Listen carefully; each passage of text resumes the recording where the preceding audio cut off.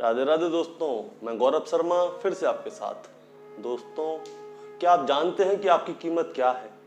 आप क्या हैं? दूसरे लोग आपके बारे में क्या सोचते हैं? तो चलिए जानते हैं इस कहानी से। तो शुरू करते हैं। एक बार की बात है, एक गांव में बहुत ही सम्मानित एक व्यक्ति रहते थे। वो बहुत पढ़े लिखे थे, ज्ञानी थे। सभी लोग उनकी बहुत इज्जत करते थे, उनका सम्मान करते थे। वो जब भी गली से गुजरते तो सभी लोग उनसे नमस्कार बोलते थे।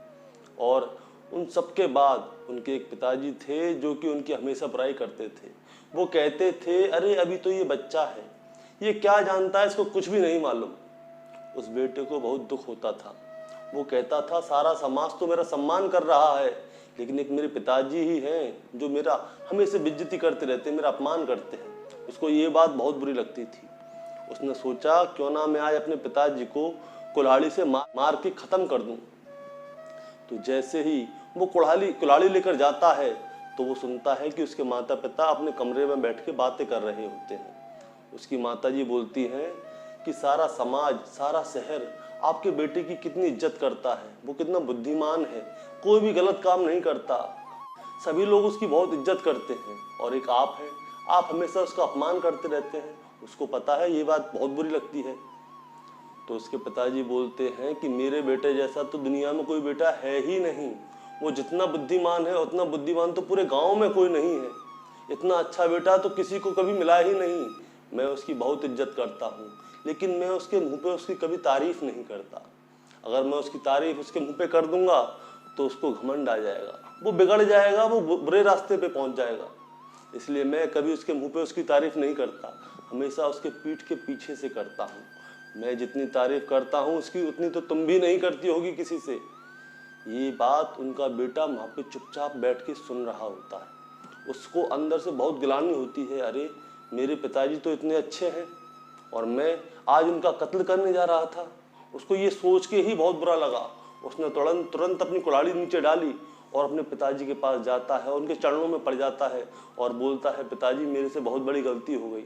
मैं आपके लिए अपने मन में बहुत गलत विचार रखता था और आज मैं आपकी हत्या करने के लिए आया था। वो कहता है कि पिताजी आप मुझे जो चाहे वो सजा दीजिए, मेरे से बहुत बड़ी गलती हो गई। तो उसके पिताजी बोलते हैं, चलो कोई बात नहीं बेटा, गलतियां होती रहती हैं, तुम आराम करो। वो कहते, नहीं पिताजी, मैंने आपके हत्या के बारे में सोच लिया, यही बहुत बड़ा पाप है, तो आप मुझे कोई ना कोई तो सजा दीजिए। आज चाहे कुछ भी हो जाए, आप मेरे को सजा दे दीजिए। तो उसके पिताजी बोलते हैं, अच्छा तो तुम्हें सजा चाहिए। तो वो बोलते हैं कि बेटा तुम ये बताओ कि इस दुनिया में तुम्हारा सबसे ज्यादा सम्मान किस जगह होता है। तो लड़का सोचता है कि मेरा सबसे ज्यादा सम्मान आखिर कहाँ होता है। तो वो कहता है, पिताजी मेरा सबसे ज्यादा सम्मान मेरे ससुराल में होता है। तो उसके पिताजी कहते हैं, अच्छा तो तुम्हारा सबसे ज्यादा सम्मान तुम्हारे ससुराल में होता है, तो तुम सिर्फ एक ही काम करो, तुम अपने ससुराल जाओ और 6 महीने तक वहीं रहो, वहीं खाओ पियो, वहीं आराम करो, और 6 महीने बाद तुम मेरे पास आओ, यही तुम्हारी सजा है। तो सुबह होते ही वो अपनी बीवी के साथ अपने बोरिया बिस्तर उठाता है और ससुराल के लिए निकल जाता है। अब वो ससुराल जाता है तो जैसे ही उसके ससुरालिया देखते हैं, अरे दामाद जी आ गए, दामाद जी आ गए। उसकी साली आती है, साले आते हैं, अरे जीजा जी आए हैं, अरे इनके पैर धुलवाओ। जीजा जी के पैर धुलवाए जाते हैं। ससुर जी आते हैं, ससुर जी अपने दामाद जी के पैर छूते हैं, और दामाद जी कैसे हैं, सब ठीक है? हाँ ससुर जी सब ठीक है। अरे दामाद जी के लिए आज हलवा बनाओ, है बादाम का हलवा बनाना दामाद जी के लिए, और पूड़ी में घी डालना, डालडा नहीं होना चाहिए। दामाद जी की बहुत ज़्यादा इज्जत हो रही है, बहुत खातिरदारी हो रही है। 1 दिन हो गई, 2 दिन हो गई, अब तीसरा दिन आता है। 2 दिन तो पूरी सब्जी मिली थी, अब तीसरे दिन आ जाते हैं रोटी सब्जी। चलिए दामाद जी रोटी सब्जी खा लीजिए, चलो कोई बात नहीं। अब 5वें दिन साली आती है। अब साली कहती है, जीजा जी रात की 2 रोटी रखी, अगर आप कहो तो मैं रख दूं खाने में। अब देखिए आज 5वां दिन हो गया, आज बासी रोटी आने लग गई। चलिए कोई दिक्कत नहीं। अब कई दिन हो गए, उनको घर पे 7-8 दिन हो गए। तो साला कहता है, दामाद जीजा जी आप यहाँ पे क्या कर रहे हैं, इससे अच्छा तो आप ऐसा कीजिए, मेरे साथ चलिए, गाय चराएंगे खेत में, घर में पड़े पड़े तो आप वैसे ही बोर हो गए हैं। अब दामाद जी गाय चराने जाते हैं। चलिए कोई बात नहीं, गाय भी चराई जा रही हैं। अब उसके बाद में थोड़े और दिन आगे बढ़ते हैं। थोड़े और दिन आगे बढ़ते हैं तो साली कहती है, जीजाजी आज घर पे कोई नहीं है, आप ऐसा कीजिए पैसों का गोबर उठा दीजिए और थोड़ा काम भी कर लिया कीजिए, सारे दिन आप घर में बैठे रहते हैं। उसकी बीवी को ये बात बहुत बुरी लगती है। वो कहती है, आप यहाँ पे क्यों आए हैं, आप अपने घर क्यों नहीं चलते। उस व्यक्ति ने अपनी बीवी को ये वाली बात नहीं बताई थी कि उसके पिताजी ने उसको 6 महीने के लिए यहाँ भेजा है, इसलिए उसकी बीवी को नहीं पता था। इसलिए वो बार बार उससे कहती थी, आप यहाँ पे क्यों हैं, आप चलते क्यों नहीं, हमारे घर पे सब कुछ है। लेकिन वो चुपचाप सारे काम करता रहा, अपने घर नहीं जाता। अब थोड़े और दिन होते हैं, अब सब लोग बोलते हैं, दामाद जी आपको इतने दिन हो गए, आप घर क्यों नहीं जा रहे। तो अब 1 महीना पूरा हो चुका है। वो कहता है 5 महीने और नहीं जाऊंगा, अब चाहे तुम कुछ भी कर लो। अब वो सारे काम करते हैं। वो कहते हैं, चलो ऐसा करो, इनको यहाँ से न्यारा कर देते हैं, इनको एक अलग कमरा दे देते हैं, वहाँ पे ये लोग रहेंगे। अब साली कहती है कि कमरा मैं कैसे दे दूँ, कमरे हमारे पास सिर्फ 2 हैं, हम अपना कमरा तो नहीं देंगे। अब क्या होता है, तो सास कहती है, ऐसा करो इन दोनों को आंगन में रहने के लिए जगह दे दो। अब दामाद जी आंगन में रह रहे हैं। दामाद जी की पत्नी को बहुत बुरा लगता है। वो कहती है, यहाँ से चल क्यों नहीं रहे, लेकिन वो एक नहीं सुनते, वो वहीं पे रहते हैं, क्योंकि वो अपने पिता की वचनबद्ध हैं, इसलिए वो उस जगह को छोड़ के नहीं जा रहे।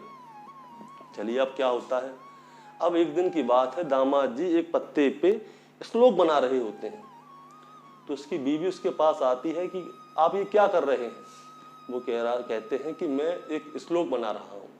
क्योंकि श्लोक, अरे आप बेकार है, श्लोक कुछ नहीं है, आपके श्लोकों की कोई कीमत है ही नहीं, आप पता नहीं क्या लिखते रहते हैं, अपने ससुराल में पढ़े हैं इतने दिन से। तो वो व्यक्ति बोलता है, अरे पगली, मेरे श्लोक की कीमत 1 लाख स्वर्ण मुद्रा है। इस श्लोक की कीमत 1 लाख स्वर्ण मुद्रा। हाँ, तो ये लो, इसको लो और बेच के आओ, ये 1 लाख स्वर्ण मुद्रा का ही बिकेगा। अब उसकी पत्नी उस श्लोक को लेकर बाजार में चली जाती है। बाजार में दुकानें लगती हैं, भीड़ होती है, सब लोग आते हैं, हाँ जी भैया ये क्या चीज़ है पत्ते पे लिखा हुआ है। वो कहती है कि ये तो श्लोक है, उसकी कीमत क्या है, इसकी कीमत है 1 लाख स्वर्ण मुद्राएं। सब लोग आते हैं चले जाते हैं, आते हैं चले जाते हैं, कोई उस श्लोक को नहीं खरीद रहा। अब क्या होता है, अब शाम को राजा आता है। राजा का एक नियम था कि बाजार में जो चीज नहीं बिकेगी उस चीज को राजा खरीद लेगा। अब राजा बाजार में चक्कर मारता है, सबकी दुकानों पे सब काम सामान बिक चुका होता है। अब क्या होता है, वो उस महिला के पास जाता है, वो ये क्या चीज है। वो कहती है ये श्लोक है। अच्छा, इस श्लोक की कीमत क्या है। वो कहती है 1 लाख स्वर्ण मुद्राएं। अब राजा चक्कर में पड़ जाता है। वो कहता है 1 लाख स्वर्ण मुद्राएं इस पत्ते पे लिखी 2 लाइनों की। लेकिन राजा अपने वचन से बद्ध था, उसको वो सामान खरीदना पड़ता। तो वो कहता है चलो हम इसको खरीदेंगे। उसको 1 लाख स्वर्ण मुद्राएं देता है और उस श्लोक को खरीद लेता है। अब वो अपनी बुग्गी में सारे 1 लाख स्वर्ण मुद्राएं भर के अपने घर जाती है। अब वो जैसे ही घर जाती है तो उसका पति पूछता है, हाँ क्या तुम अब मेरे श्लोक को बेचाई। कि हाँ बेचाई। कितने का बेचा।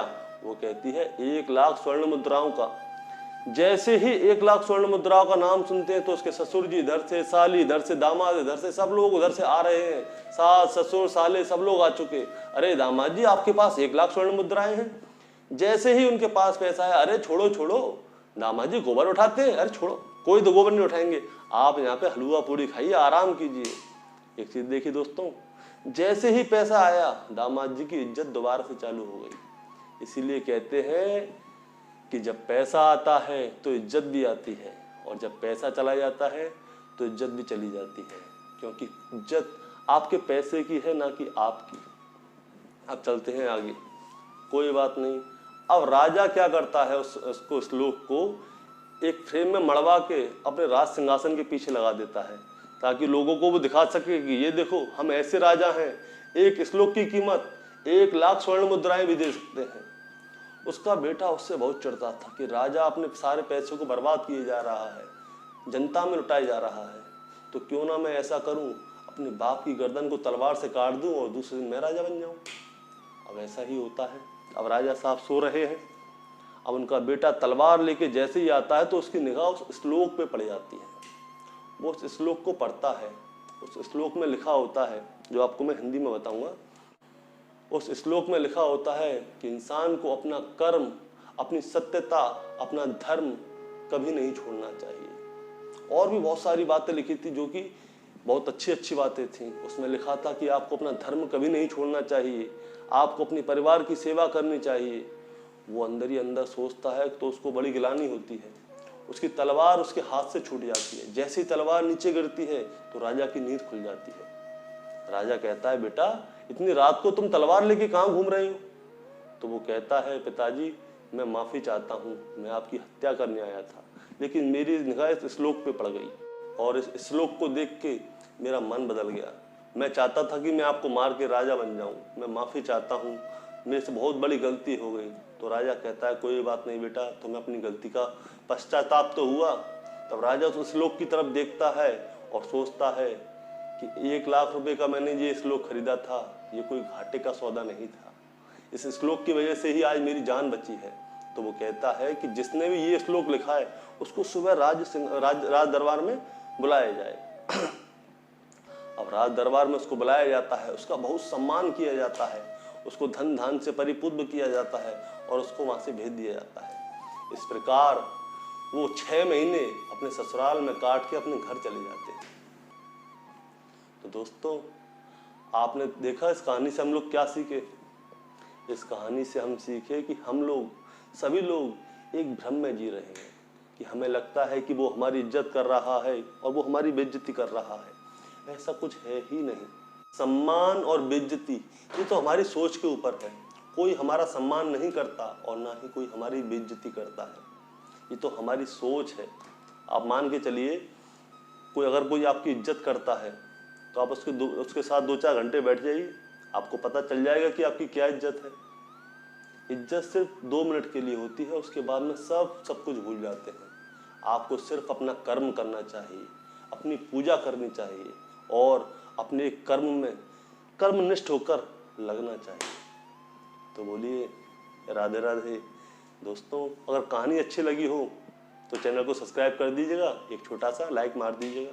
तो बोलिए राधे राधे।